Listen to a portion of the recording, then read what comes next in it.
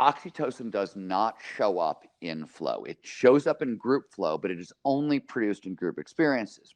But when we have flow experiences in the natural world, if we have nature relatedness, we may also be getting oxytocin. That's amazing. And that's right, really that weird, shows the interesting interconnectedness at a neurobiologic level, and that's pretty remarkable.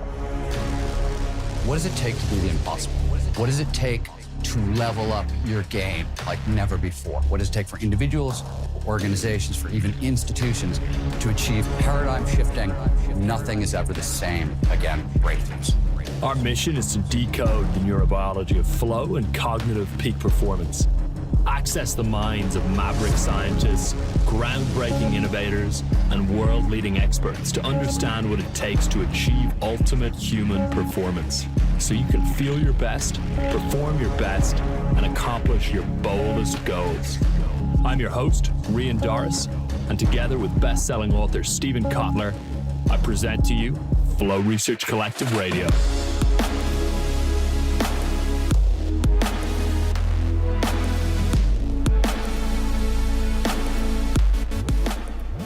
Everybody, want to welcome you to the Devil's Dictionary launch party with Stephen Kotler and Dr. Sarah Sarkis. This is going to be I feel it's going to be an extra fun crowdcast, so I'm glad you're all attending and online with us. Sarah, I know you have, it seems, an infinite number of questions about everything related to the book, so I'm excited for you to take the reins on the questions. But I'm going to kick us off here, Stephen, with a question that leads in with a quote from the Devil's Dictionary, which, just for context for everyone, is going to be the main topic today, and that's Stephen's newest novel. So this is about, I think this is a couple of chapters in, Stephen, you say, Ibogaine gives you a whole life review. With Evo, you get a whole species review. The trip starts at the beginning of evolution and plays the tape forward. Different people experience different developmental paths. One arc goes from bacteria, viruses, and I'm going to get this word wrong, protozoa, into insects, dinosaurs, and birds. Another goes small mammals, large mammals, humans. You trip evolution? Ibrahim nodded. No shit, said Lion. I mean, with our abilities, you fire up those circuits. I mean, no shit. When can I try something? So that's a little snippet from the Devil's Dictionary. And for anyone who's not clear, Ibogaine is a very powerful psychedelic. So the context here is Evo, which is psychedelic featured in the book. So Steve, I'm curious if you can give us a breakdown on how that shows up throughout the Devil's Dictionary and what Evo is within the context of Devil's Dictionary. This one, to answer you started the hard question, Rand. Thank you so much. I think, so the only way to answer this one is to back up and talk about, there was a prequel book, Last Tango in Cyberspace. You don't have to have read it at all to read the Devil's Dictionary, because Rand skipped over 2 chapters, and I'm going to summarize what's in some of those. In the first book, there is a novel psychedelic that expands nature relatedness, which is an innate human characteristic. It's our fondness for nature. People high in nature relatedness, their sphere of caring extends to plants, animals, and ecosystems, kind of thing. And this is a psychedelic that massively expands it and allows humans and animals to share consciousness. So this is in the first book. In the second book, I had to build on that. I had to give you a psychedelic that was more delicious and more interesting than the first psychedelic. And the reason is this: if you look at sort of the history of psychedelics and the history of like people using these substances, we tend to go from, we like more extreme substances. So we started with mellower stuff, and we've now worked our way up to DMT, where DMT is a psychedelic that people are widely using in counterculture these days, and often in mainstream culture. And a lot of people are going down and having ayahuasca trips and things like that. If you go back to the 60s, people were terrified of DMT. It was a crazy, outlandish drug that nobody did, and acid was as strong, but now it evolved. So our taste for psychedelic altered state experiences evolved, and I wanted something that would expand nature relatedness sort of beyond. I had already like created a drug that produced pure cross-species empathy, or what is known as cross-species empathy. I wanted to take that farther, so I created a drug, a psychedelic that allowed you to experience evolution and evolutionary time and what that feels like. So that's what you're referring to. And yes, I'd like to try that drug. Right? I mean, yeah, that'd definitely be fun to take together. So, Stephen, I want to ask you one broad question before we dive into, Sarah, your questions here in a second. Just to make sure everyone's got context and we're all on the same page, could you zoom us out a bit and talk to us about Last Tango, how that came about, and the beginning of your fiction writing career, at least with respect to Last Tango and this book, so everyone's up to speed, and then we'll go into more specifics here. So I am actually trained as a poet as an undergraduate and a novelist in graduate school, which means if you're getting human performance advice from us, you're taking human performance advice from a poet. So let's just get that out of the way. Exactly. I love that so much. Right, it's like, also, where's my poem? There's a reason I haven't written poetry in 40 years or 30 years or something like that. But I went away from it for after I wrote a first novel. It took about 11 years to write, and then I literally stopped writing fiction for 20 years. And when I was researching The Future's Faster Than You Think with Peter Diamandis, and we were trying to imagine what the world was like when all these exponentially accelerated technologies that we had been writing about in Abundance and Bold and I'd worked on in Tomorrowland sort of started meshing together and converging and appearing in one world. And this is over like what happened in the next 10 to 15 years. And it was really hard for me to answer that question. So what I did is I took all those technologies, I put them in a world, and I started telling stories in that world. Last Tango was the first. The Devil's Dictionary is the second. So I created a world that is our world 15 to 20 years hence. And the major difference is I said in this world that I'm creating, we've solved on a certain level the major environmental challenges we now face. We've beaten back the worst parts of climate change and species die-off. And both books were an attempt to answer the question, what kind of major shifts in society would need to take place for us to be able to solve those environmental challenges. So that's sort of the backstory, and it features a character named Lion Zorn, both books. Lion Zorn is an empath, which is a genetic mutant that shows up in the early 21st century. It's sort of like an empath on super steroids. Lion feels empathy. His sense of empathy doesn't just extend to all humans, it extends to plants, to animals, to ecosystems. So it extends far beyond the borders of species. And it can also sense, his empathy isn't just individual, like most of our sense of empathy is, it's cultural. So we can start to sense how culture shifts and merges based on kind of emotional behavior, which makes it a useful skill for a certain kind of company. And in both of these thrillers, Lion gets sort of embroiled in huge sort of multinational versus multinational conspiracy theory weirdness with major environmental consequences. And both books sort of examine those two ideas. So I want to just ask you then about the big themes in Last Tango and Devil's Dictionary. I mean, there's a reasonably high degree of overlap. We've got empathy, environmentalism, nature relatedness, which sort of relates to both of those components, futurism. Can you speak to the big themes across the two books and how they emerged and how those themes are changing between Last Tango and Devil's Dictionary? The easiest place to start talking about the big themes, I think, is to talk about nature relatedness, and it's sort of like, what does it take to solve our current environmental challenges? And the argument that I'm making in the books and thinking about is sort of the major theme, and it's the best sort of place to start answering your question, is talk to most psychologists, Sarah included, about why the world is currently facing so many environmental challenges. One of the main answers you hear is, and I've written a couple of emails, if you read the emails recently, I've written a couple of things about this recently, is the brain, takes in millions and millions of bits of information every second. Consciousness, a couple thousand bits at most, and attention, right? And this is Csikszentmihalyi's work, among other people, is maybe 200, 300 bits. So most of reality gets filtered out. And, the brain is charged with survival. So anything that doesn't help us survive is what goes first. And in the modern world, we live in boxes. We stare at boxes all day, and we stare at boxes inside of boxes. Right now, we're staring at like 11 boxes inside of boxes, right? That's our experience. So the brain says, oh, box world is what's super important to survival. And it starts filtering everything else out, including much of the natural world. So if you talk to psychologists or neuroscientists, they'll say, look, we have this huge problem, which is we literally can't see or perceive what we're trying to protect.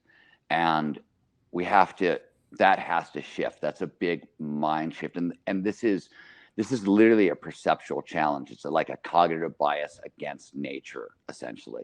So one of the ways this gets shifted is empathy. Empathy expands our sphere of caring, and it expands what information the brain says is important and not important and things like that. And in flow, this is what happens to us. When we're deep in flow, nature relatedness increases, empathy expands. This happens sort of naturally in flow. There's a bunch of different reasons for why, but it's one of the things that the state does is it expands empathy, it expands nature relatedness.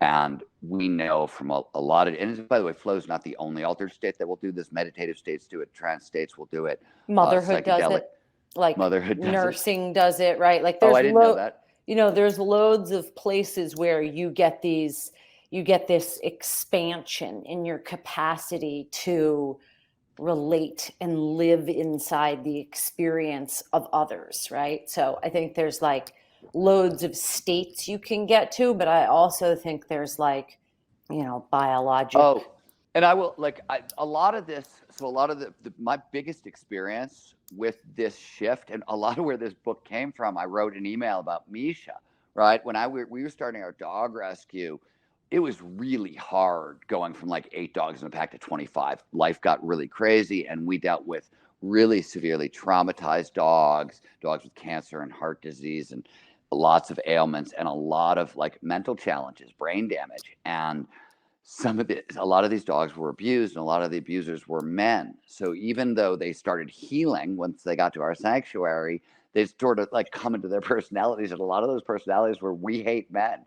And I used to get attacked by our dogs on a regular basis. Now we do small dog rescue predominantly. So these were sometimes Chihuahuas, but I'd get up at 3:00 in the morning to go take a piss, and I'd be getting back into bed and I'd get bit.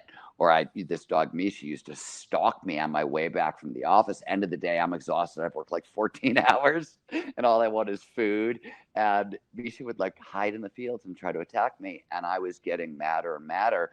And I've discovered that if you shout at already traumatized dogs, it's both bad for the dog and very bad for your marriage. So that was not good. Couldn't do more of that. And as a result, I needed a strategy. So I really, out of absolute desperation, I don't even know where the idea came from, I basically sort of forced myself to put my money where my mouth was. I've been walking around talking about equal rights for animals and stuff like that for a long time. And suddenly I was like, okay, you got to treat Misha like he was a close family member who was losing his mind, who was super angry for whatever reason. And in that case, you wouldn't get mad back. You'd try to calm them down. You'd try to help them. And so I forced myself every time sort of Misha would try to attack me, I would, treat him as if he was my brother having a nutty, or the way my brothers treated me when I was having a nutty. And the weirdest thing was 2-3 weeks in, I started noticing massive amounts of more details about Misha's behavior and all the other animals in the pack. And it was suddenly, since my wife and I started this rescue, Joy, my wife, would always come up to me and say things like, yeah, Misha's having a bad day, blah, blah, blah, this is happening. I had no idea what she was talking about. I actually thought she was making it up. I thought she was crazy. Yeah, she's crazy. And suddenly I was like, holy shit, I'm seeing all the details. And with Misha, I started to notice that like in the house, if I'd walk into a room, tiny hair in his butt would stand up. And it was the beginning of a fear response. And if I crouched down and talked softly at that moment, it wasn't threatening, he calmed down. And over time, reacting like that changed the whole behavior and everything else. So when I started thinking about the Devil's Dictionary and these things and nature relatedness, that was the shift I was interested in providing with people, because once you start seeing that level of behavior in dogs, once you start noticing that level of detail in dogs, you start to realize that there's so many similarities between dogs and humans at a really deep kind of behavioral level that you don't notice until you start seeing these details. And so empathy for the animal actually, and seeing the animal more as a human being, actually ended up making the animal much more like a human being in the end. And I was like, oh wow, that's an unlocking move.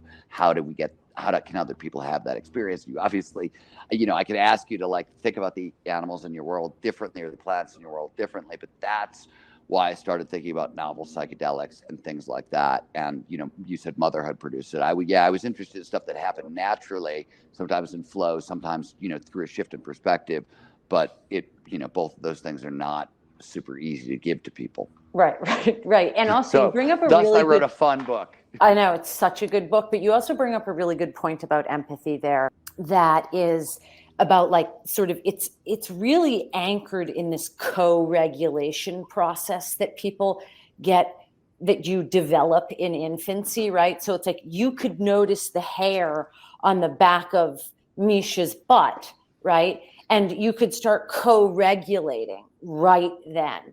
And that's really where like the shift, I'm assuming Misha made major strides in his behavior, or at least he you did. He never really stopped barking at me, but he did stop attacking at me. He still felt it was important to warn everybody that I was coming, because of course I was a threat, but he did stop attacking me, and for that, I really am grateful.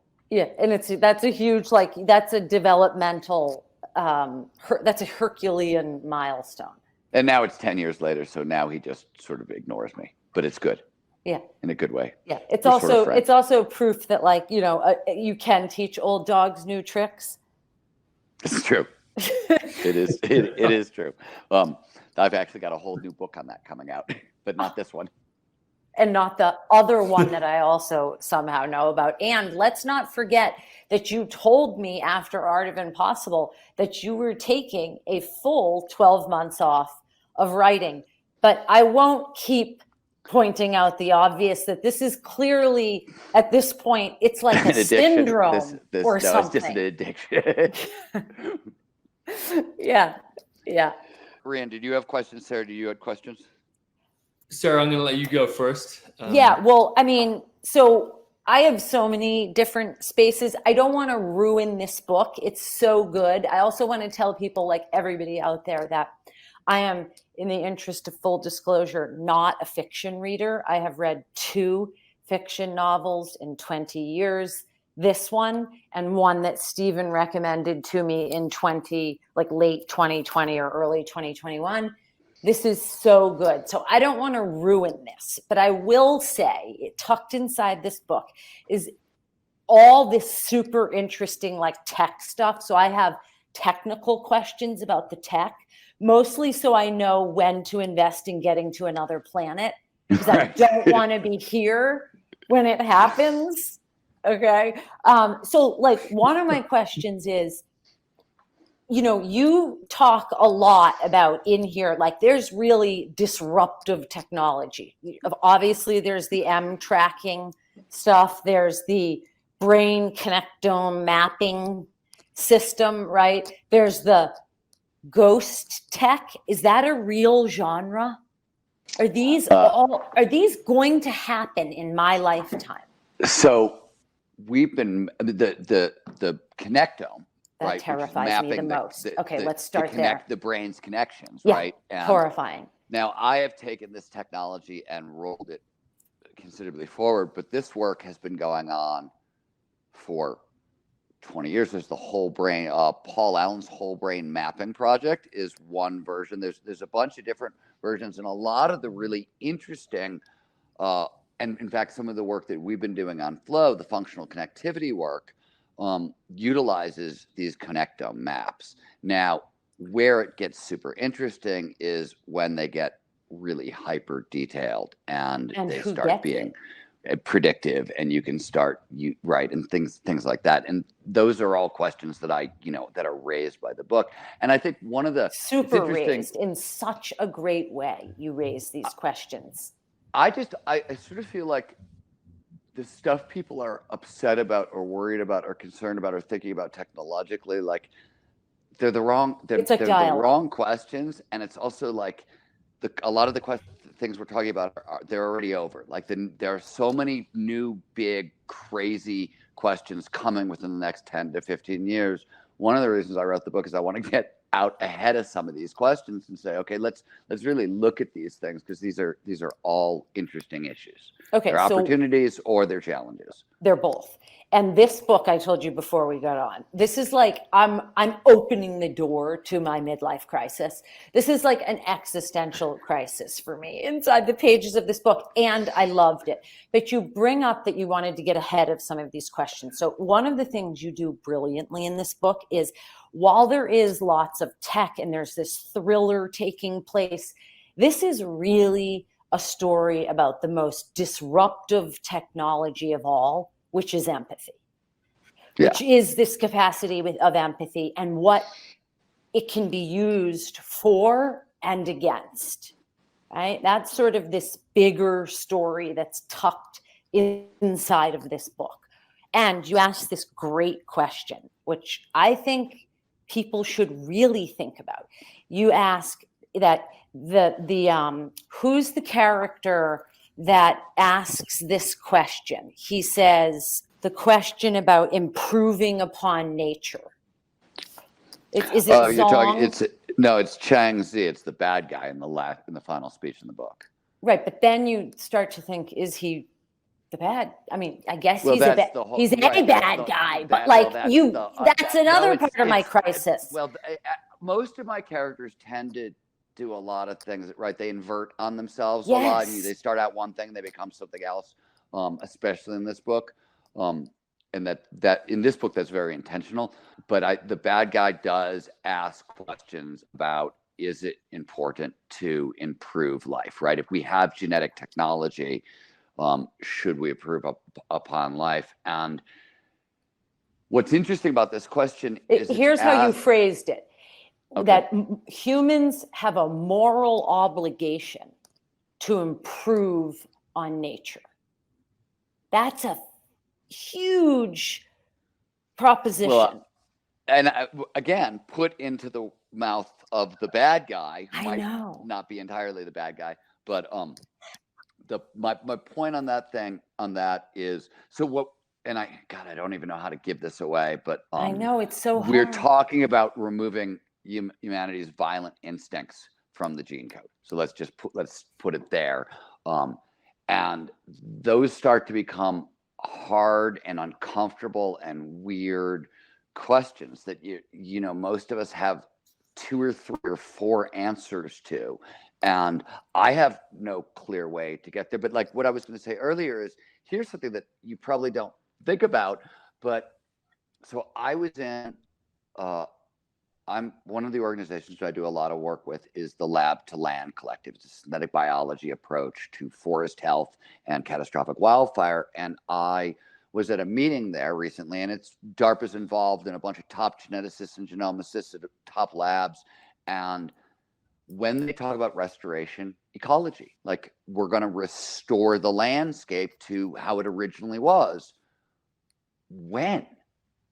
Is a question that you have, because it was a very different landscape 100 years ago, 200 years ago, 1,000 years ago, 10,000 years ago, and which one is natural is a really weird question in restoration ecology and how we think. So it's not just we're going to change the species going forward, but we're making like weird sort of decisions going backwards too. And that's what I mean by like the questions that are coming are really complicated. Like the ones we're looking at now are a lot simpler, and the stuff that's coming gets really complicated. Yeah, it's super complicated. This book does a great job. Like the story around it is fantastic, but man, does it make you think about both how that might look in the future, how that looks in the hands of different personality structure. Oh, and by the way, Robert Suarez is with us, and Robert's one of the geniuses behind Lab to Land. This is this type of crossroads that this thriller, it's a psychological thriller set in the future, is tapped into, right? And it literally spans the United States in the coolest way possible. But you also in here, like, talk a little bit about your whole thing with empathy in this book. Like, give people a sense of the role that empathy plays here. I mean, the book is just a call for empathy for all, right? It's extending empathy for plants, animals, and ecosystems, all humans and all plants, all animals, all ecosystems. And I think that is the shift we need to make as a world in order to actually solve climate change, to solve species die-off. When we think about plants, animals, and ecosystems, when the forests are our family, right? We go to extraordinary measures to protect our families.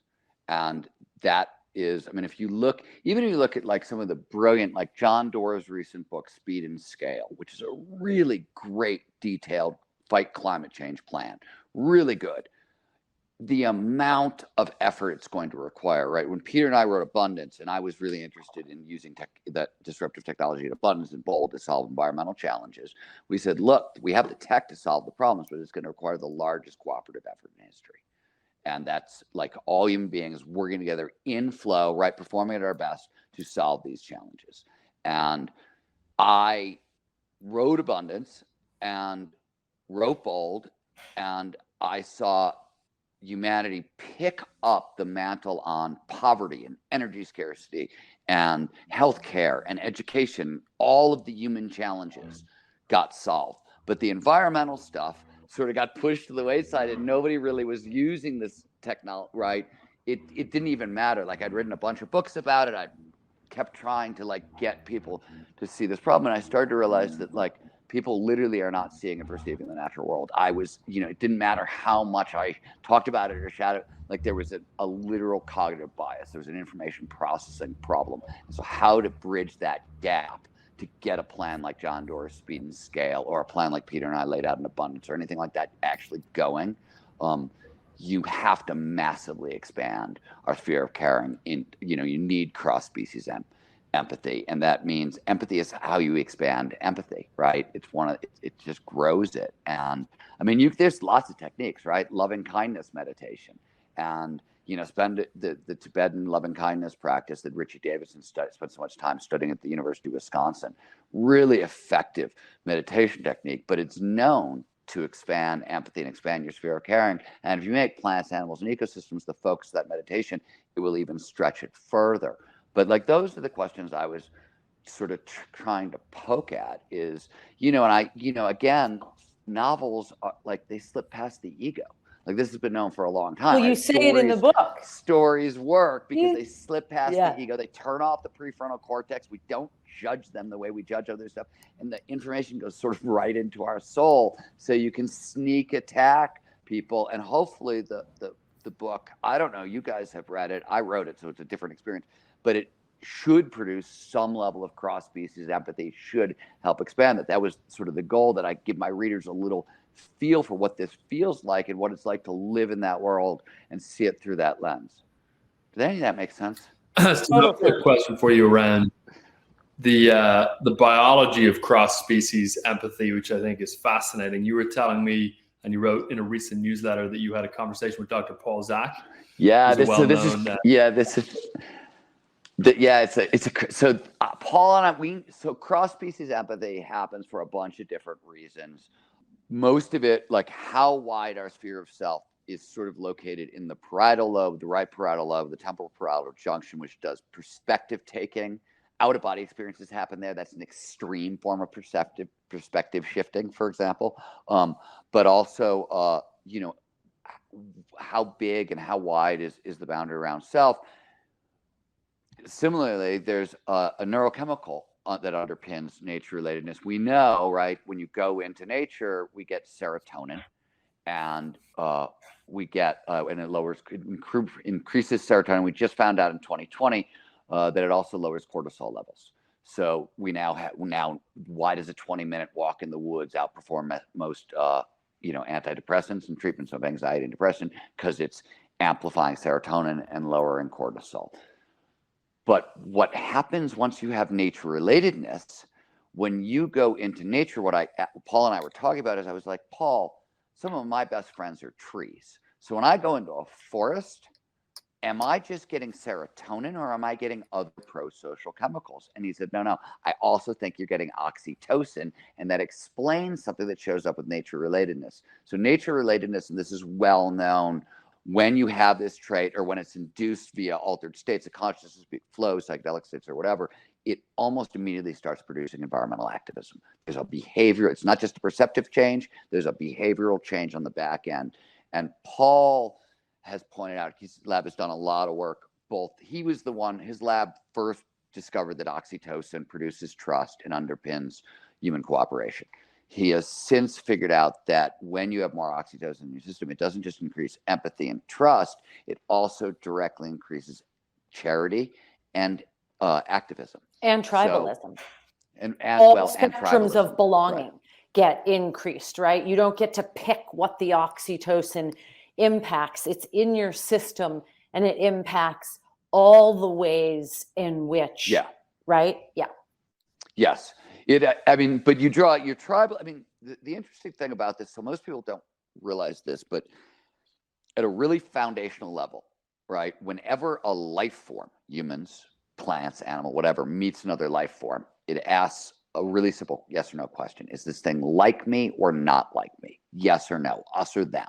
If it's like me, maybe I can mate with it, or maybe I can befriend it. If it's not like me, maybe I should run away so it doesn't eat me, or maybe I should eat it, right? Like me or not like me and this border initially, like our family is like us, our tribe is like us, but those people who live in that other city over there, they're not exactly like us, right? Like we draw these like us, not like us board, and it happens automatically. Oxytocin helps draw that line, right? It's if in our system we're hanging out with dogs and plants and we notice it, suddenly the line gets extended that far out. But so good and bad. And what's interesting about this is, so oxytocin does not show up in flow. It shows up in group flow, but it is only produced in group experiences. But when we have flow experiences in the natural world, if we have nature relatedness, we may also be getting oxytocin. That's amazing. And that's really weird. That shows the interconnectedness at a neurobiologic level, and that's pretty remarkable. Stephen, in the same way that oxytocin plays a role in both bonding, but also tribalism and in-group, out-group dynamics, is there, do you think, a negative role oxytocin can play when it comes to environmental destruction or, potentially an in-group dynamic that justifies... Such a good question. Kind of destroying or damaging the environment? Yeah, so I'm to stay out of trouble. What say you? Well, so when everything got really crazy, in my opinion, it was crazy before, but James Watt, who I've met actually, and is a nice man, even though he's the devil. I think you just got yourself in trouble. Secretary of I told him he was the devil. I've said this to his face. But when he was Secretary of Interior under Reagan, he created something called the Wise Use Movement. And it was up to that point, conservatives in America had been very big on environmentalism and conservation and all those things. From the Wise Use Movement basically said, no, this is private property. You should have the right to do whatever you want on your private property, and undercut a lot. It wasn't wise use. It undercut a lot of major environmental laws. And how I got introduced to all this is Mad Magazine used to, on their back page, they used to do those fold it things where you'd fold it up and there'd be a puzzle or something. And for the first time ever, they didn't put that puzzle there. They put a picture of James Watt. They listed everything he did. And they said, we at Mad don't think it's funny. And it was like the first piece of environmental problem. I was 10 or 11, but it was like it cemented something in me because I read what he did. Crystallizing experience. This is just wrong and hypocritical, and a bunch of words I probably didn't know when I was 12, but That was the feeling. That was your early. That was Stephen Kotler, the early days of outrage. Exactly. the budding outrage. But I do think, Rian, I really love that question, and I kind of want to weigh in on it too, because I think if you think about it this way, that essentially it's like morally and ethically neutral. So it really will go, if you have like the dark triad in you and you're a high empath or even a moderate empath, we think there's roughly sort of 10 to 13%. Sarah, most people aren't going to know what the dark triad is. So why don't you start there? So the dark triad it's narcissistic. Now I'm going to forget the exact three things. What is it? It's oh my God. I've got it. It's narcissism, Machiavellianism, and psychopathy. It's narcissism. Jonathan, my friends tell me I look like Alfred E. Newman. Narcissism, it's sociopathy, and it's something else. But but when you have, I think what I would say is that your neurochemistry meets sort of, if you're an adult, this very complex and only partially understood thing we call sort of morality and a conscience and all of our attachment patterns. So if that oxytocin meets up with, somebody who's got radical beliefs that involve you do harm to people if they don't believe, because empathy is a really complex thing. It is not something you wake up one day and you age into it. It's got complexity and nuance how we become these pro-social empathic creatures. Much is inborn. We see it young. We see it very early. There's the emotional empathy and the mirror neurons, but much develops over the first sort of 7 to 10 years of life. And so I think that, as we've seen in cults and other sort of very radical expressions of extreme in-group bonding, I do think that oxytocin can be used as a weapon. I think pretty much anything inside the human spectrum can be. I think there's no shortage of evidence that we're pretty good at that. We can use things for either, incredible change and beauty or like really horrific destruction. So I do think it's something to think about, like how your empathy aligns you with people. Because once you're aligned with a certain ally, it necessitates another that isn't you guys. It's searching for that, in fact, right? Mm-hmm. So that's just... Yeah, if the environment can become, or trees can become friends, theoretically they can also equally become enemies under certain circumstances. Yeah. So you referenced an article, which was, the subtitle of the article was "An Ecological Idea Whose Time Has Come." And I'm curious if you could tell us about MegaLinkages in general, what they are, and why you have talked about them, I think, a number of times as a potentially, interesting environmental initiative that could be implemented. So conservation biology was a field that sort of emerged in the 70s, predominantly from the work of a man named Michael Soule. And Soule was studied island biogeography, which is the study of population on islands. And one of the things that happens on islands is they're prone to extinction events. So a volcano goes off on an island and a bunch of the species there go extinct. And one of the reasons they go extinct is not that the volcano kills them, but it kills off enough of the species that, because there's a body of water around the island and you can't import new ones, the gene pool gets too small, and you have inbreeding, incest, and the line dies out. This is known as an extinction event.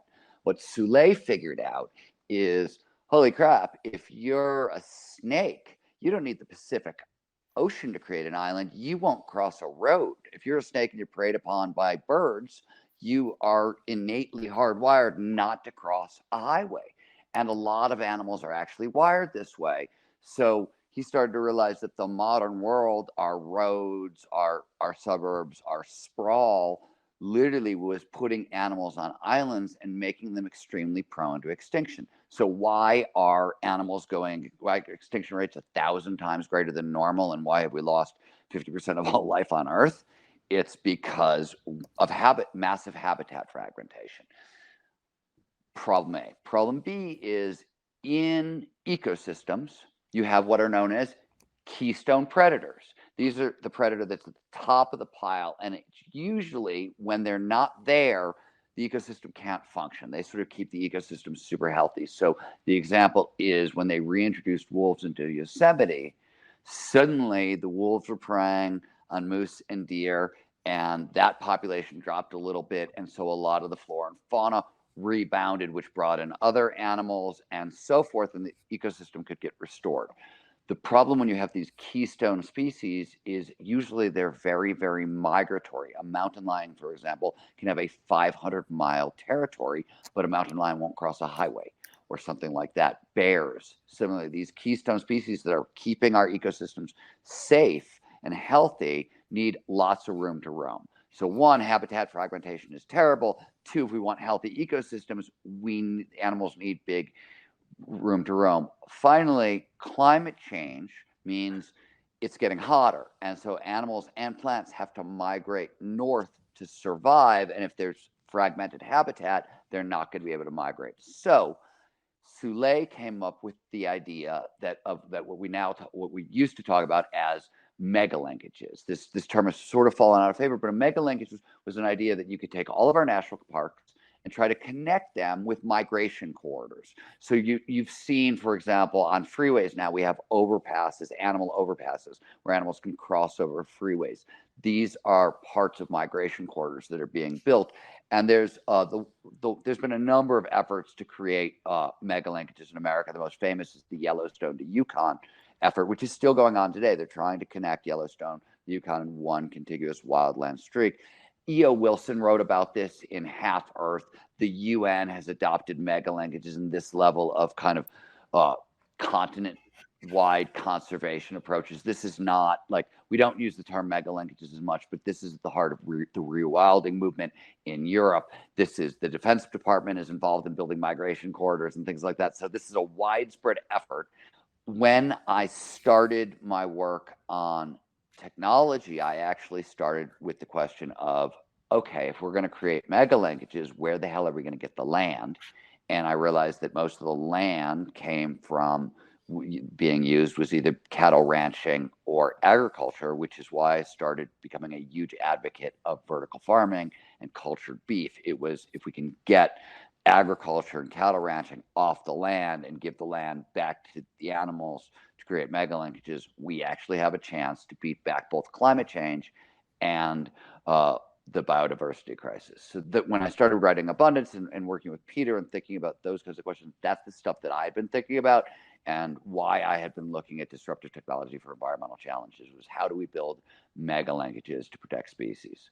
Stephen, I think MegaLinkages, which you just gave a phenomenal breakdown on, by the way, are one really good, interesting example of something that can be integrated into fiction, and as you said, kind of slipped through. It's almost like a little bit of sugar helps the medicine go down. Well, I mean, this is a book about two billionaires, tech billionaires, who are competing in our ecological friendly future to build MegaLinkages in their own image. Right. This is Elon Musk and Jeff Bezos competing to get into space, only 15 years later, and it's new versions of those. Interesting use of the word friendly. The way that you wove this into this story, though I would not call this friendly competition. Oh, I don't think it's friendly competition. Yeah, this is life or death. For sure. Yeah. It's it's a cyberpunk thriller. You got to have menacing shadow corporations. Okay, it's cyberpunk. I know we do. So this is the other thing about this book. This needs to be released with a soundtrack for every chapter. It just begs to have music playing that's like, it's almost like it reads like a screenplay. Do you write with music on typically? It depends. Often I will build a playlist that has the emotional vibe that I'm trying to get at in the book. And that was the same with what I was doing with Slipknot and a lot of the like stuff I was listening to in this book. It was just the book, like it's an optimistic future, but it's a troubling future. And there's some angry stuff in the book that was different from how I was normally write about stuff, right? And it required like me to, this is oddly, I don't think anybody will notice it. Hopefully you don't notice this at all. This is the most technical book I've ever had to write.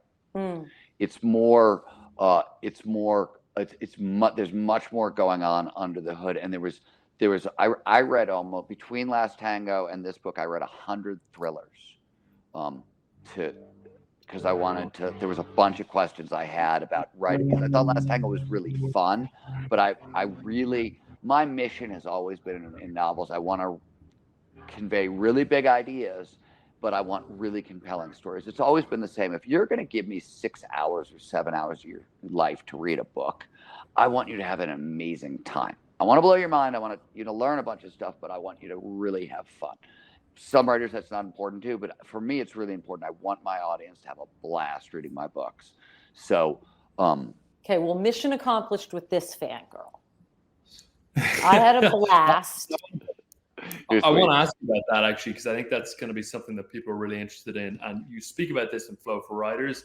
There was a quote from you in Flow for Writers, something along the lines of, if you're writing a book and someone hangs a gun up on the wall in chapter 2, you have to make sure that that gun has been fired by the end of the book. In other words, every loop that gets opened has to be closed, and it's very easy to open loops. So what does the... So wait, I want to say the thing about hanging the guns on the walls, that's not mine. I can't take, that is a famous, so there's a Chekhov play where all these people come into a room and they hang guns. You have to check your gun at the door. So you hang your gun on the peg as you come into the saloon.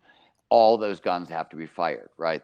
And so it actually, I think it came out of theater and how to like close a loop in playwriting, but it's incredibly true in all books. And the most difficult thing in fiction, and this is where novelists have the most problems, is it is really easy because you're making it up to fall in love with every tangent you come up with. And the truth of the matter is the success of the Devil's Dictionary, in my opinion, was due to what I called like plot adherence. Like I started every scene, I knew where it started and I knew where it ended, and I did not deviate because it's so easy and you don't think about it. You'll have a little tangent, a character will say something, you'll introduce a new character, or and suddenly you have another gun hanging on the wall. And when you get 300 pages later and you've got to like tie everything up, it's really, really difficult. You want to, by the way, I massively influenced, and I love William Gibson, but if you read Neuromancer, his first book, that's a book where he hung way too many guns on the wall and like he cannot bring it together at the end of the book. And you see this in a lot of, even in a lot of sci-fi. And it sort of bugs me in sci-fi that like they keep introducing these cool things because it's really easy to do in sci-fi. But if it doesn't drive the plot forward, your readers don't know what to pay attention to. It's too confusing and you never close the loop and it's not fulfilling. Yeah, it leaves too many like untucked corners then at the end. And the reader may not know cognitively, but they'll feel like either dissatisfaction or an agitation that things aren't closed out. Yep. It's not bearing the reader in mind. It's kind of the writer's indulgence in a sense. Yeah, it feels masturbatory to me, yeah, and I don't like it. That's a good way to describe it. Yeah. How do you go about, at the start of the fiction, at the start of writing Last Tango or Devil's Dictionary, you're kind of starting to write. Have you got all the characters mapped out in advance? Have you got a visual up on your wall with the plot? Like, what does the process actually look like? Or are you literally just writing it, coming up with it as you go, and then going back to the beginning and making sure it all syncs up? Or no, process? With this book and with I knew like what the openings, I sort of knew where they started. I knew the major, like a couple of the major plot ideas. Like I knew there were going to be rival mega-linkages at the heart of Devil's Dictionary, and in weird ways. And I know where we're going. I sort of like I know the last scene with this, but with Last Tango, what I did is I would map out 50 to 70 pages in advance and make a really, like, I'd be writing it. I wouldn't know all the characters, but I would know where every chapter started. Like, it starts with this here and it ends with this here, starts here, ends here. And as long as I could keep those in mind, but you'd have to, it was a lot of like resisting temptation. The other thing about this book is more sci-fi than Last Tango. It's farther into the future, and there's crazier shit that goes down, right? Sure and is. when you write really crazy, there's crazy scenes, and there's a flying motorcycle chase scene, for example, which I think is the first flying motorcycle chase scene in literature.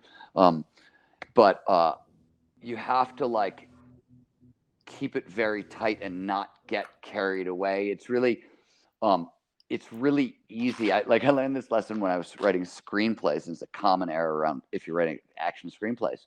You just start blowing shit up, and pretty soon, like, you've blown up the house, and then you've blown up the church, and then it's the school, and then it's the White House, and then like, oh, you got to blow up a mountain, and right, like, it's that problem. And so you can't use those kinds of things. Aren't easy solutions. They're actually bigger problems than you think they are. So you have to, like, everything's got to be a lot tighter than you think it is. And fiction, it's funny, nonfiction is actually freer in a sense in the writing than fiction is to do it well, in my experience. This may not be for other writers, but to do what this was a really tight, like, I felt like I was walking a really narrow tightrope. It was really fun, and I loved writing the book, but it was a challenge in a good way. Well, Stephen, on that note, actually, that's one of the things I wanted to ask you about. You know, in one sense, it seems like, or would seem like, writing fiction is just like a total blast. You get to think up all these crazy things and jam out about them. But I can imagine it is actually very tricky in certain respects. Yeah. What are the So like this is the only thing I have to say on that one. My first novel, Angle Clickers for Flight, took 11 years. Why did it take 11 years? Because I had to throw out 500 pages one time, 800 pages another time, 400 pages a third time, because I kept falling in love with my tangents, and I kept introducing new characters, and like the plot just got thicker and thicker and thicker and thicker. And you know, I played with metafiction, like Thomas Pynchon and David Foster Wallace. How far can you push on language before it totally breaks down and you're not communicating, but you're still getting the feelings? I wanted to push that back a little bit and still be communicating, but have that like level of art and intensity. But it was really like trying to do that. It took 11 years, and I got my ass kicked forever on that book. And I will say, by the way, I'd like to point out that I was paid $5,500 for that book. So I think hourly, after 11 years of work, I was like less than like, it was some micro fraction. You actually owe them money back. We worked it out at one point. It was like some fraction micro of a penny per year kind of thing. It's terrible. Yeah. That's right. Very glamorous learning how to be a writer.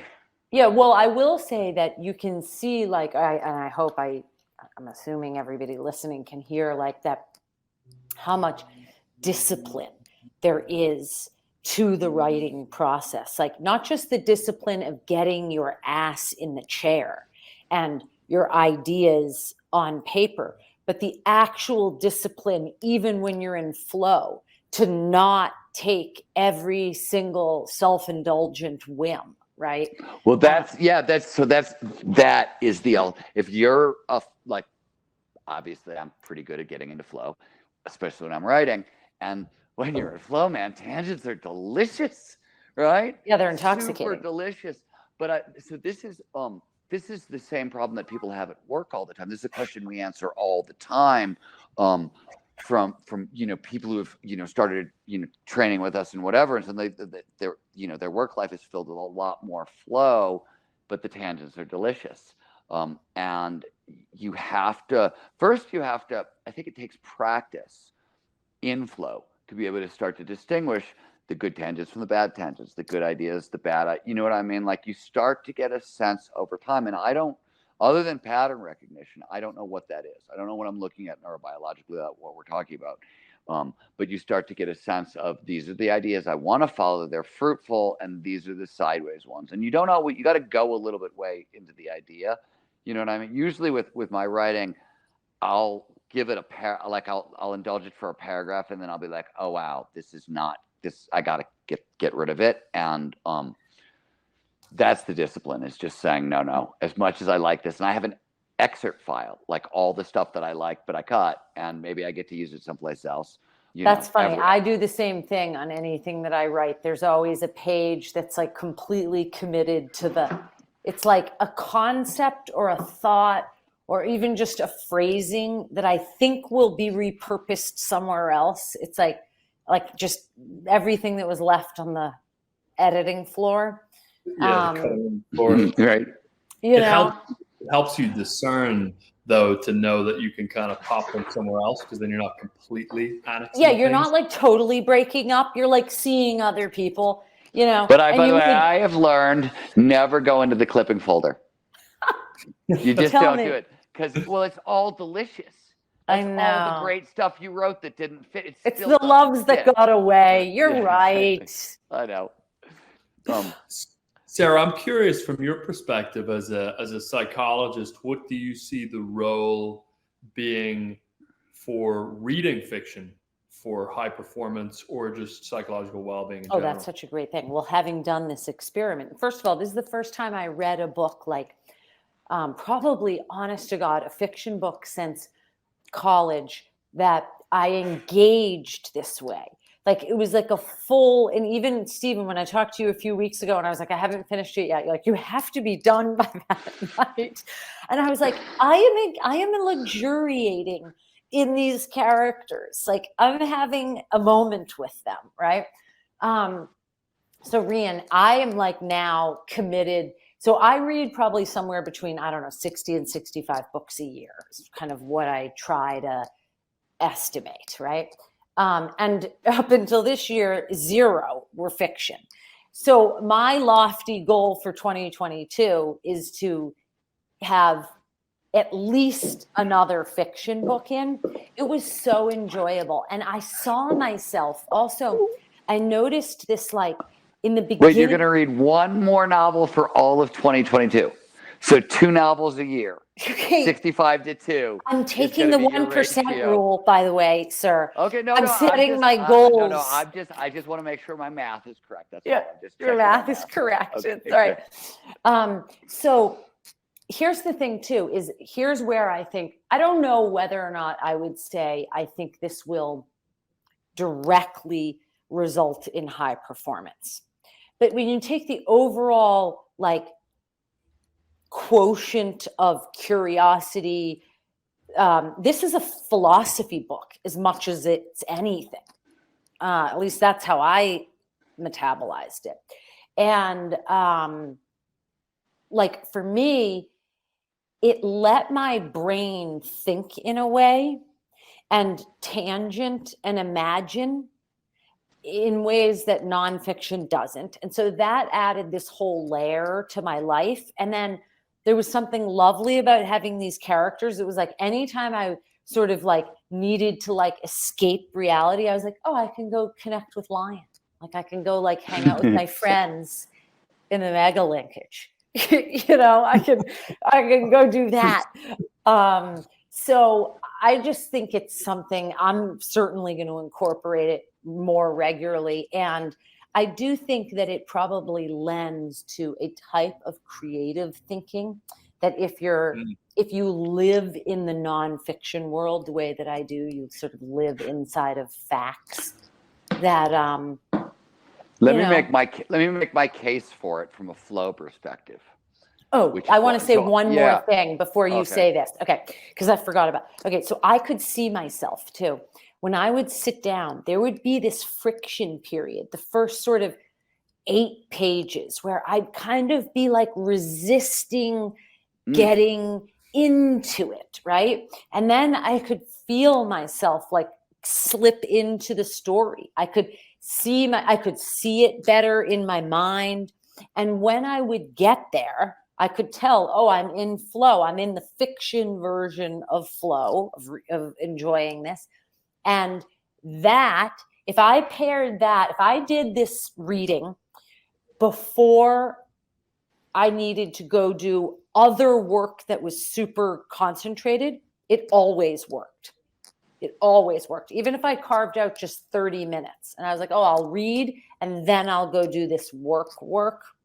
It always worked. All right, go, Steve. So wait a minute. You were using Devil's Dictionary to get you into flow and then carrying that flow state into your work. Yeah. That's cool. Yeah. That's I could interesting. feel myself resisting it. Like I wouldn't, it was like, well, we actually, the pages are impregnated with a chemical. No.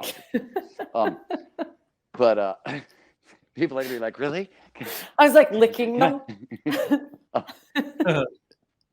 All right. What I have found is, reading is a. I mean, Csikszentmihalyi had said once that reading is probably the most common flow state on earth. So well known. Why I think it's reading fiction is so important. One, I say, nonfiction gives you facts. Fiction gives you perspective. Because it forces you to go live in a world that's not your world, right? And that, first of all, that expands empathy. It expands worldviews. It's multi-perspectival thinking. It's good for us. But what I think is really critical about it is brain does pattern recognition. It produces dopamine. And so I always tell people to read 25 to 50 pages a day in a book that's pretty far outside your core subject, because the farther away from like your core subject, the brain's going to automatically find the link. It does pattern recognition automatically. So if you're reading something far away from your core subject, sooner or later, the brain's going to find a way to link it together. And when those are big links, those lead to big aha moments. And so what I find is if I'm just reading facts, even if I'm reading far away from my core subject, it doesn't produce as much fodder for pattern recognition. So for flow proneness overall, I think having fiction regularly in the mix, and I usually go like 3 nonfiction books for every novel I tend to read. And with novels, I tend to alternate like fun thriller, something that moves fast, that sci-fi, that kind of stuff, and harder, chunkier, meatier fiction. Which I also think is really good, but sometimes it's a little more work. But so is reading philosophy. In this one, you get both. Right. Yeah. This one, you sneak in a whole bunch of philosophy. One of the things, Stephen, that you snuck in that I was fascinated by, and I'd love you to comment a little bit more on, is biophilia, or the Biophilia Hypothesis from E.O. Wilson, who's a Harvard biologist. Which is the idea that life has a deep affinity for life. So would love if you could explain that hypothesis or concept of E.O. Wilson's to folks, and how it relates to nature relatedness as well. Yeah, biophilia is really, there have been a lot of ecological awareness was another term that was used, cross-species empathy. Biophilia was E.O. Wilson's idea. It was he published a book by that name in 1984. That it was one of the sort of all right. The idea that like time and nature is good for our health, it's really old. Like dates all the way back to the Greeks and before that. In early America, it became really prominent. The nature cure. They started to believe that the modern world was bad for our brains. It produces anxiety and stress and irritability and a whole bunch of other conditions. I'm here to say that's true. Right. They nature therapy, which was then known as the West cure, became really a big deal. And really prominent Americans, Walt Whitman, Theodore Roosevelt, other people sought the West cure and were healed. And this led scientists, right? This is the same time as science is becoming sort of more formalized. It becomes a full body of research. So why is nature good for us has been a topic in the 80s and 90s. These ideas sort of get summarized and crystallized for the first time in a really solid way. And the first book is E.O. Wilson's Biophilia, where he's talking about why is nature good for us? Because we're living creatures, and life has a natural affinity for life. And from an evolutionary psychology perspective, right, being in nature, being, in an environment we evolved in, less stress, we feel safer. Initially, this got really linked to vision, and originally it was wide vistas, right? We evolved on the veldt in Africa, and so really wide vistas with big nature in the distance seems to have the most calming effect.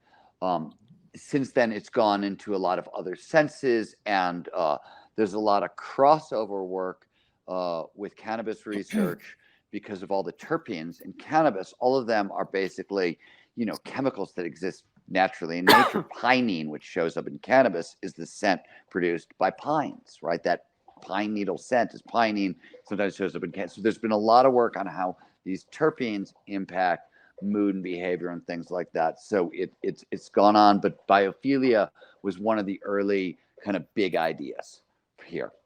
So this popped up a couple of times in the comments. The question is, how does a more empathic world impact capitalism? I mean, I think, Stephen, at least my interpretation of your writing and what we do at Flow Research Collective as well is that the view toward certain forms of capitalism under the abundance frame is quite positive. So I'm curious, what your take is there around increases in empathy and how that could impact capitalism positively, and just what your overall take is on that topic. Well,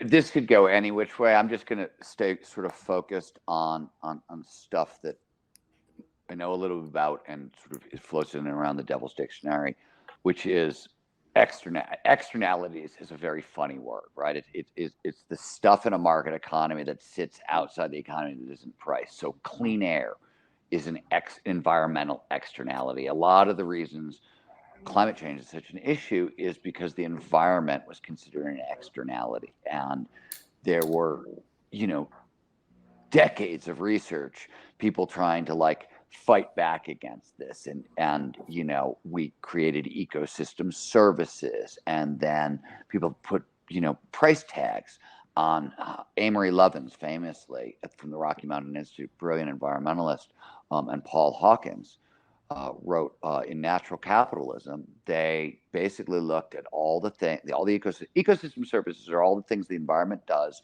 for us that we cannot do for ourselves. So wood production, food production, water filtration, climate regulation is the really famous one, right? And so there are roughly 36 depending ecosystem services, and one of them is something we've been talking a lot about, in a sense, is the spiritual component in nature, right? We go into nature, and there's a soulful connection there. It's hard to put a price on that, but they tried very, very hard, just trying to get capitalists to understand that these externalities actually have value. And now everything that's going on in the environmental movement is still, now we don't have the word externalities anymore. It's starting finally to go away. And we're starting to see, companies willing to kind of pay for these things. And, it's producing a slightly different capitalism. And when I think about capitalism and empathy, capitalism is nothing more or less than a system for sharing value at scale. That's what it is. There was designed. Now there's empathic versions of capitalism, and there's ruthless versions of capitalism, but and everything in between. It's nothing more or less than just a system for how do we cooperate and share value at scale in an efficient way. And parts of it are awesome, and parts of it are horrific, sort of everything else. And certainly you can weaponize capitalism like nothing else, and we've seen that. But we've also seen a giant movement towards triple bottom line capitalism and things along those lines. So you start to see, I still believe business can be a tremendous force for good for these reasons, but you don't get to have things like externalities. When I think about empathy in capitalism, I think, oh, finally we're going to get rid of freaking externalities, and all the invisible damages being done by capitalism. I'm going to just stop there. babble into obscurity. I'll just give 1 second, which is that I sort of I think that, like the discussion about oxytocin and tribalism, right? I think, the research is fairly robust that if we have healthy empathy, actually our leadership does better. Like leaders do better with empathy as sort of a guiding principle and a motto of how they want to fuel their performance, right? And I think that it can go either way because it's inside of a person and people can do horrible things. But in general, I think probably increased empathy will change capitalism because it will change it'll change the leaders that are like pulling the major strings inside of this, as Stephen rightly calls it, a system, right? A system of scaling.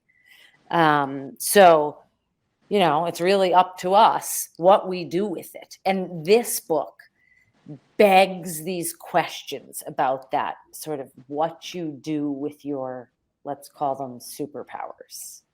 Love it. Thank you for that answer as well, Sarah. So quick question for you, Sarah, and then Stephen, I want to give you the final word.